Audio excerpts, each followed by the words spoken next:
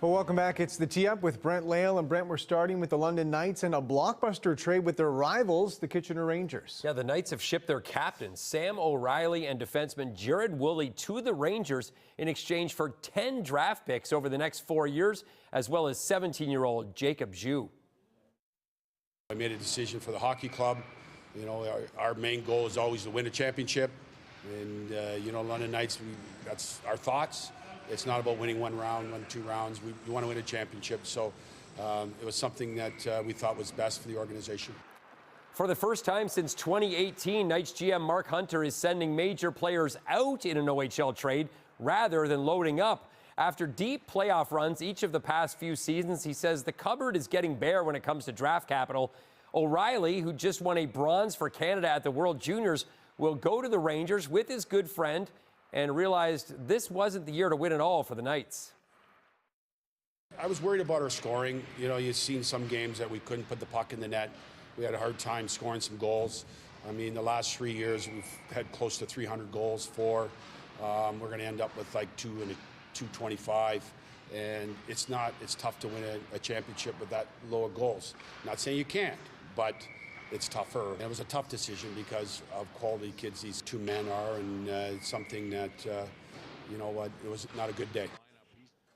Both O'Reilly and Woolley said their goodbyes to their teammates in London this morning and left for Kitchener. They arrived this afternoon to meet their new coaches and teammates.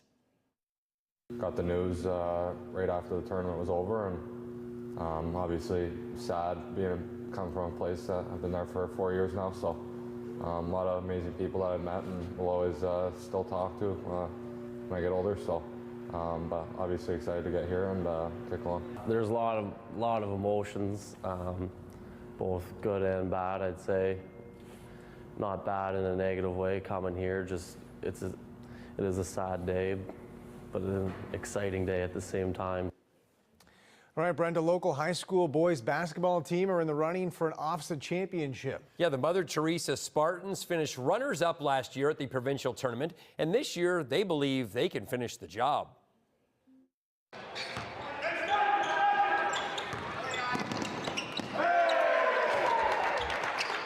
The Spartans are off to a great start with 3 tournament victories already and just 2 losses on the year.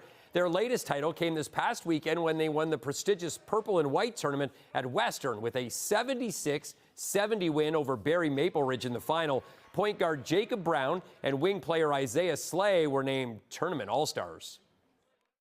First, the coaching, it's amazing, so that's number one. And then we play with pace and we have great defense. The goal is to get the gold this year. Like last year, some of the guys returning, we know the silver and it hurt, but we're trying to get gold this year and we have it at home, so we have an advantage this time. I'd say we're more fast and stronger, play together better. We have a deep roster, lots of talent, good start, playing fast, still building, getting better, a lot more to do. A pair of local track stars were recognized for their outstanding seasons. Yeah, Athletics Ontario has named Jackson McKay and Julia Tunks as their under-20 male and female athletes of the year. McKay won his 2nd straight under-20 decathlon with a record 7,652 points at the Canadian Championships. He won 9 of the 10 events, capping off a wild year which included 3 OFSAA gold medals, and then he turned to football where he won the OUA Rookie of the Year. As for Julia Tunks, at age 18, she broke the Canadian discus record and won the Canadian Championship before competing in her first Worlds in September. And there's also a new indoor baseball facility now open here in London. Yeah, former Blue Jays minor leaguer Harry Muir has opened a new facility called The Cage on Adelaide Street.